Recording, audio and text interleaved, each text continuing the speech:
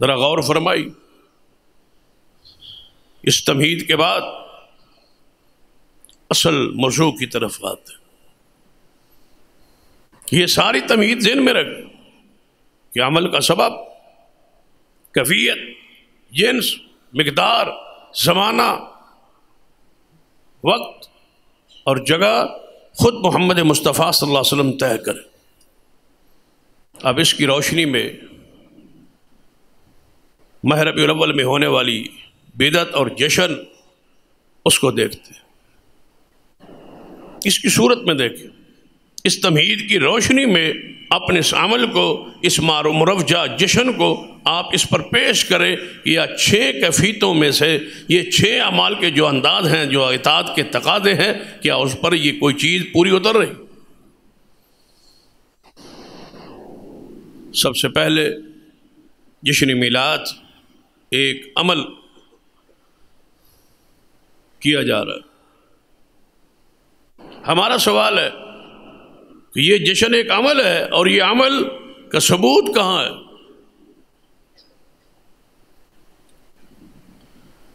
اس عمل کا ثبوت پیش کیجیے.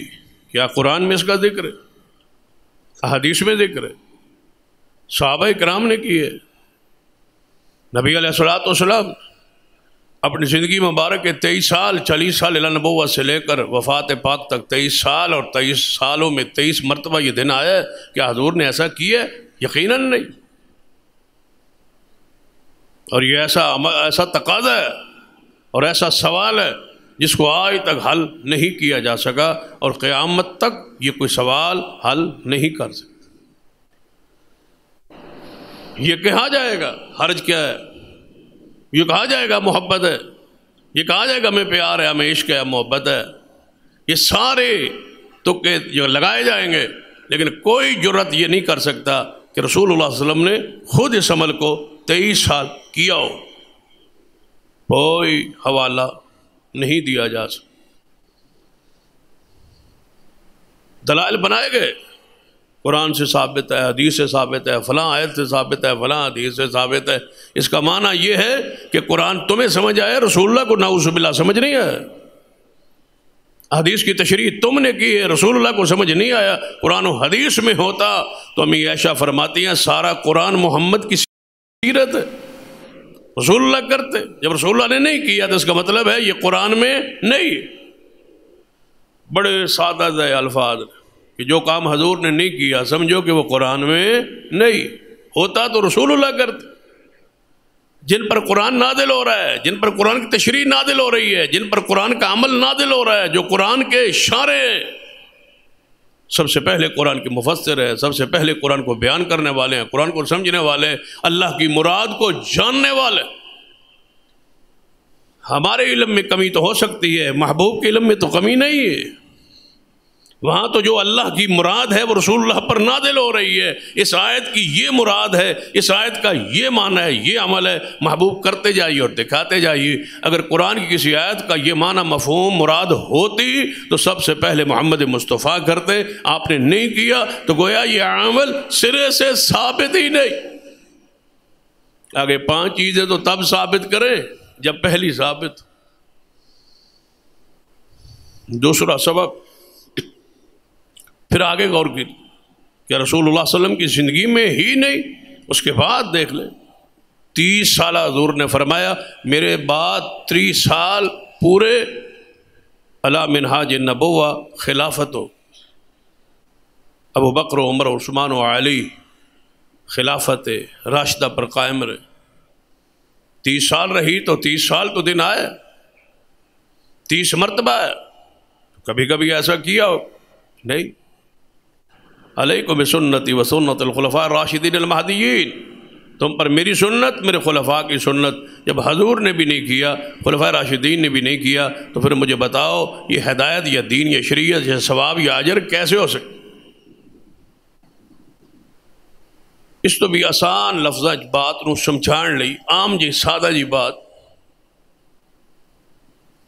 کہ ایک بندہ جشن میلاد پر خرچ کرتا ہے اور اس کو مناتا ہے.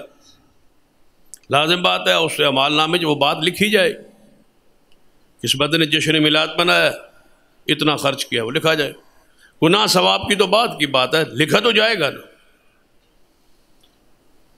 اب قیامت کا دن اس کے اعمال نامے میں یہ جشن، یہ میلاد، یہ جلوس اور یہ اعمال، یہ خرچ لکھا ہو، اور رسول اللہ کے اعمال نامے میں اور 1.5 لاکھ صحابہ کے اعمال نامے میں یہ عمل نہ لکھا ہوا ہو. ذرا سوچے کہ رسول اللہ کے اعمال نامے میں یہ عمل نہیں ہے، صحابہ کرام کے اعمال نامے میں یہ عمل نہیں ہے، ان کے اعمال نامے میں یہ عمل شروع ہو چکا ہے. اب بتائیں، جو رسول اللہ نے بھی نیکی نہیں کی، صحابہ نے بھی نیکی نہیں کی، اور جس کو یہ نیکی سمجھتے ہیں، میرا تو ایمان اور عقیدہ اور اہل الحدیث کا منہج ہے کہ وہ نیکی ہی نہیں ہے جو رسول اللہ اور صحابہ نے نہیں کی. وہ ہم سے زیادہ حریص تھے نیکیوں کے، ہم سے زیادہ تھے رسول اللہ کی محبت. ہماری حیثیت کیا ہے پتہ ہے؟ ان کا مقام اور شان اور عظمت کتنی بلند ہے. سیدنا مقداد بن اسود رضی اللہ تعالی غزوہ بدر کے موقع پر جب پتہ چلا نا کہ ادھر سے 1000 کا لشکر آ رہا ہے، رسول اللہ صلی اللہ علیہ وسلم کے ساتھ 313 کے قریب ہے، ہتھیار بھی نہیں، تو نبی علیہ الصلوۃ والسلام نے صحابہ کو اکٹھا کر لیا. فرمایا میرے صحابہ، خبر آئی ہے کہ کفار کا لشکر 1000 کے قریب آ رہا ہے، یہاں مٹ بھیڑ ہو جائے گی، لڑائی ہو جائے گی، اس کا امکان ہے. آپ کے پاس اسلحہ نہیں ہے، ان کے پاس اسلحہ بھی ہے، سواریاں بھی ہیں، گھوڑے بھی ہیں، آپ کے پاس کچھ بھی نہیں. کسی کے پاس تلوار ہے، کسی کے پاس نیزہ ہے، کوئی تیر لیے پھرتا ہے، کوئی نیزہ لیا پھرتا ہے، یعنی پورا سامان کسی کے پاس بھی نہیں ہے. کوئی لاٹھی لے کے لڑنے کی کوشش کرے گا. فرمایا لڑو گے یا نہیں بتاؤ، وہاں میدان میں جب آمنا سامنا ہو جائے کہیں پیچھے تو نہیں ہٹ جاؤ. تو رسول اللہ صلی اللہ علیہ وسلم جب پوچھا تو سیدنا مقداد کھڑے ہوئے، فرمایا لسنا اصحاب موسیٰ، یا رسول اللہ ہم موسیٰ کے صحابی نہیں ہیں، ہم محمد کے صحابی ہیں.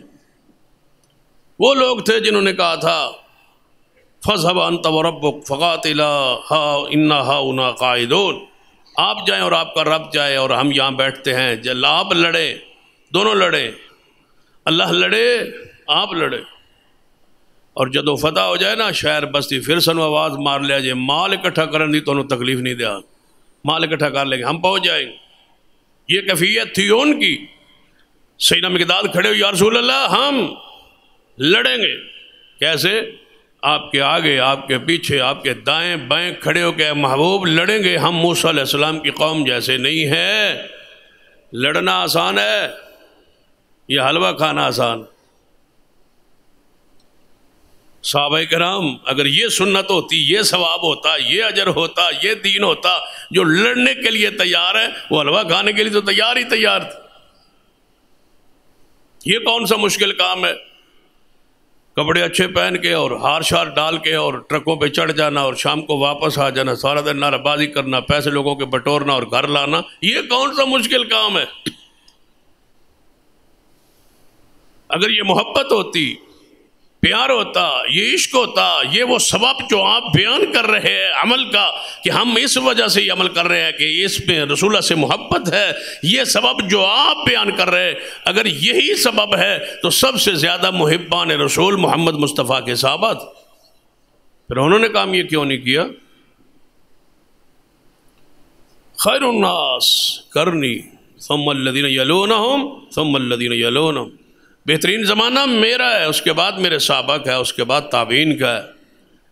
جو بہترین زمانے کے لوگ تھے وہ اس عمل سے لا علم رہے اور تم پر وہی نازل ہو گئی.